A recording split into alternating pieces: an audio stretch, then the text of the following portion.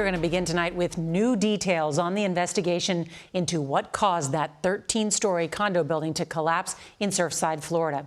CBS News has learned that engineers are now focusing in part on witness accounts, including a lobby attendant who heard a series of loud booms before the towers fell.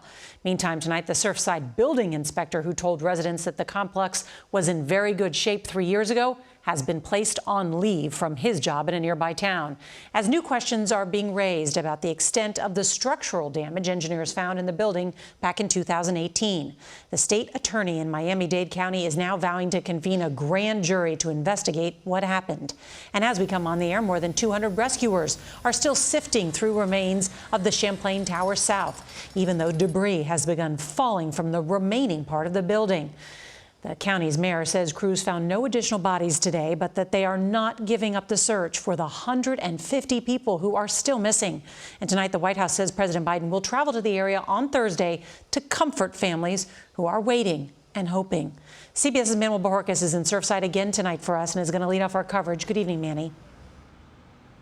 Good evening, Nora. Today we learned search and rescue crews have already removed more than 3 million pounds of cement from the collapse site. But tonight they are concerned about one section of debris they believe may be helping to prop up that part of the building right there, which remains standing but in danger of collapse. We have a 13-story building with most of the building gone. This is going to be a high priority. These are some of the first calls that came from first responders on the morning of the collapse. One said a resident told him it sounded like a bomb. I see many people on the balconies. The building is gone. There's no elevators. This is nothing. I mean, it almost resembles a trade center. A contractor told the Miami Herald he took these photos 2 days before the collapse, showing water on the floor, cracked concrete, and exposed rebar inside the pool's equipment room. It's unclear whether these conditions contributed to the disaster. There's a high likelihood that this could have been a combination of things. It could have been a number of things that alone wouldn't have caused the problem, but together with a trigger caused the problem. Alan Kilzheimer is a structural engineer who has been hired by the town of Surfside to investigate the collapse. He has extensive experience investigating other disasters, like the 9/11 terrorist attack on the Pentagon and the Florida International University bridge collapse in 2018. One piece of the puzzle here, he says, is what a lobby attendant heard before the main collapse. He heard a muffled boom, and then X number of seconds later, a much bigger boom, and then Y seconds after that, a much bigger boom.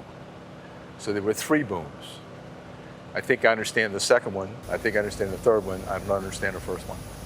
2 months ago, Condo Board President Gene Watnicki wrote a letter to building residents because the price tag to make repairs, which were highlighted in a 2018 engineering report, grew to $15 million. The survey had found major structural damage to a concrete slab. The observable damage, such as in the garage, has gotten significantly worse, adding the concrete deterioration is accelerating, Watnicki wrote. The way I read those documents, there's nothing that I saw that if I would have read them at the point in time, would have made me think the building's going to come down. Rebecca Weinstock lives in Champlain Towers North, which was built around the same time by the same developer as the building that collapsed. It's a block away and has been inspected by engineers who said it shows no significant issues. That is little comfort to her. That trauma is anytime I go there and I go to sleep, will I wake up? That's why you won't go back in. Yeah. Last night, family and friends held a beachside vigil for those who lost their lives and the missing, which are now part of a growing memorial. I'm still hopeful. They haven't been confirmed dead, but they haven't been confirmed found either.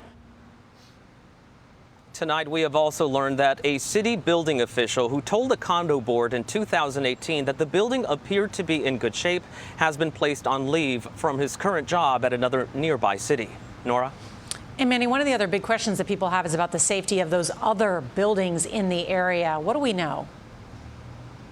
Well, Miami-Dade County has just announced the results of an audit into that question. They found 41 buildings that were past due on their required 40-year certification or recertification. 24 of those buildings had already been deemed technically unsafe structures, but they did say they found no major structural issues. Nora?